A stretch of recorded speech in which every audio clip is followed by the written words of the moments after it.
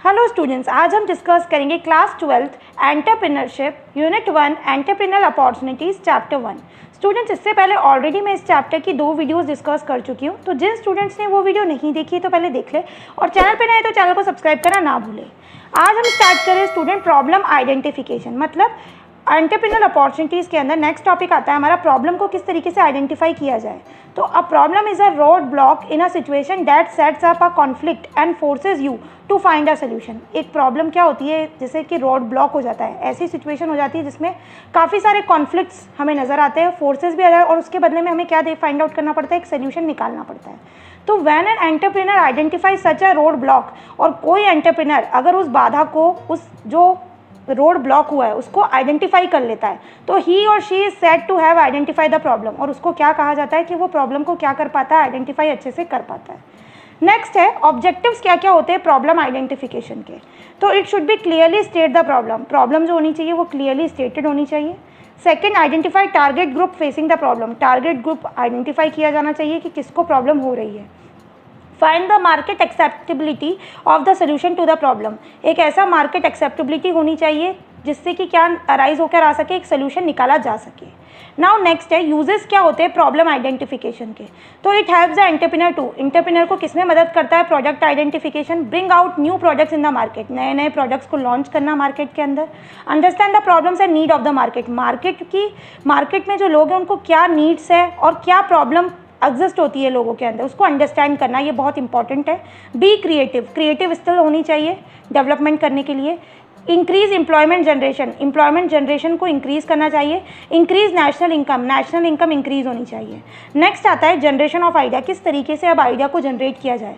तो it refers to a conscious endeavour to collect ideas from different sources for the purpose of finding a creative answer to a need और a problem. तो ये बहुत ज़रूरी है कि हम डिफरेंट सोर्सेज से क्या करें, डाटा को कलेक्ट करें, हम पर्पस देखें कि किस तरीके से हम उसके लिए एक सोल्यूशन, जो प्रॉब्लम अराइज हुई है उसके लिए किस तरीके का एक सोल्यूशन, क्रिएटिव सोल्यूशन हम लोग लेकर आ सकते हैं। आइडियाज़ कैन कम फ्रॉम, अब आइडियाज़ कैसे कैसे आते हैं लोगों को, या तो वो फ्रेंड्स के थ्रू आ सकते हैं, रिलेटिव्स के थ्रू आ सकते हैं, स्पेशलिस्ट के थ्रू आ सकते हैं, कस्टमर्स, एग्जिस्टिंग मार्केट कंडीशंस के थ्रू आ सकते हैं, एंटरप्रेन्योर के थ्रू आ सकते हैं। ये सब चीज़ें हैं जिससे कि हमें आइडिया गेन हो सकते हैं।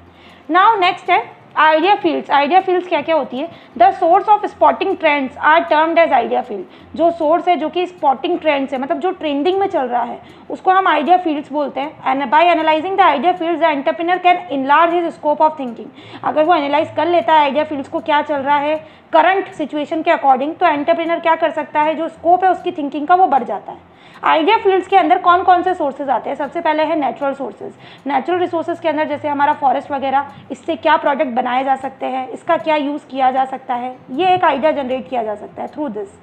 मार्केट और डिमांड ड्राइवन का मतलब होता है कि मार्केट रिसर्च की स्टडी किस तरीके की अकॉर्डिंग है, ताकि उसकी डिमांड भी होनी चाहिए, लोगों को उसकी नीड भी होनी चाहिए, अकॉर्डिंग टू डैट हम लोग आइडिया डिज़ायर करते हैं और उसी के अकॉर्डिंग हम प्रोडक्ट को बनाते हैं। सर्विस रिलेटेड का मतलब है ट्रांसपोर्टेशन फैसिलिटीज़ हो गई, बैंकिंग हो गई, सिक्योरिटी हो गई, कैटरिंग हो गई, इन सब में किस तरीके की सर्विसेज आप क्रिएट कर सकते हो through your idea generation. Creative efforts का मतलब होता है नई नई अपॉर्चुनिटीज़, नए नए आइडियाज़ को लेकर आना। ट्रेडिंग का मतलब होता है बाइंग और सेलिंग करना गुड्स और सर्विसेज का for the earning of profit purpose से। एग्जिस्टिंग प्रोडक्ट और सर्विसेज का मतलब होता है टेक्नोलॉजी का अच्छी तरीके से यूज़ करना, न्यू अपग्रेडेशन करना समय समय पर, जैसे कि ब्लैक एंड वाइट टीवी पहले इस्तेमाल की जाती थी तो उसका रिप्लेसमेंट कर दिया कलर टीवी ने। तो ये टेक्नोलॉजी का अपग्रेडेशन करना बहुत ज़रूरी है एग्जिस्टिंग प्रोडक्ट्स और सर्विसेज का, ताकि उसको बेटरमेंट मिल सके मार्केट के अंदर। नेक्स्ट है transforming of ideas into opportunity, हम किस तरीके से आइडियाज़ को एक अपॉर्चुनिटी में ट्रांसफॉर्म कर सकते हैं। तो जो प्रोसेस होता है आइडिया को कन्वर्ट करना अपॉर्चुनिटी में, वो आपको इस डायग्राम के थ्रू दिया हुआ है। क्या है, प्रोसेसिंग के अंदर क्या क्या चीज़ें रिक्वायर्ड होती है, देखिए स्किल्स की ज़रूरत होती है, आइडियाज़ की ज़रूरत होती है, कॉम्पिटेंसीज़ की ज़रूरत होती है, अपॉर्चुनिटी की ज़रूरत होती है, क्रिएटिव थिंकिंग होना ज़रूरी है और नॉलेज होना ज़रूरी है। ये सारी चीज़ें मिलाकर जो भी हमारा आइडिया है उसको किस में कन्वर्ट कर देती है, एक अपॉर्चुनिटी में कन्वर्ट कर देती है।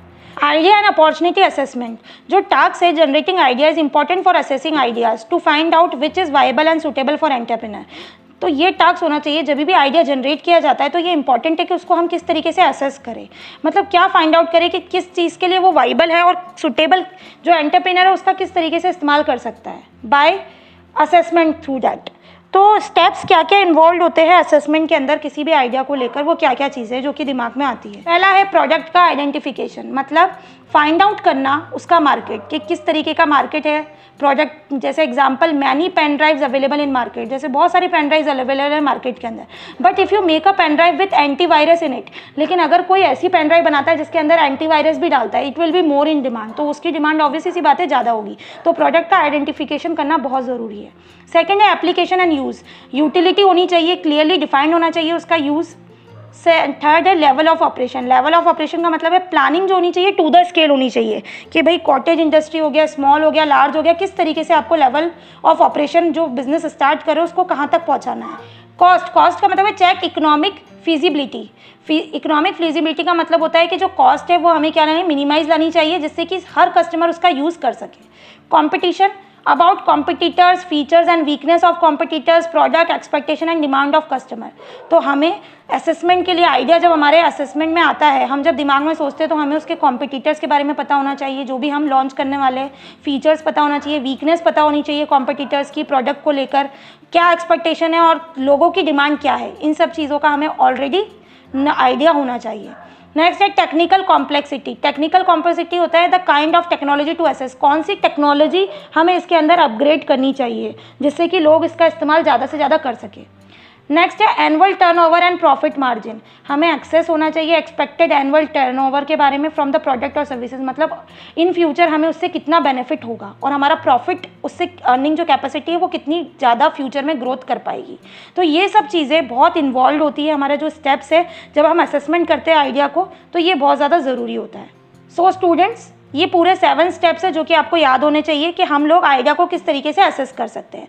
तो इस वीडियो में इतना ही, इसके आगे मैं आपसे नेक्स्ट वीडियो में डिस्कस करूंगी। अब आपको करना क्या है, ज़्यादा से ज़्यादा मुझे कमेंट करके बताएं कि आपको ये वीडियो कैसी लगी, और जो स्टूडेंट चैनल पे नए वो चैनल को सब्सक्राइब करना ना भूले, एंड साथ में नोटिफिकेशन बेल आइकन को जरूर प्रेस कर दे ताकि मेरी अपकमिंग सारी वीडियोज़ की नोटिफिकेशन आपको मिलती रहे। जल्द मिलते हैं नई वीडियो के साथ। Thank you.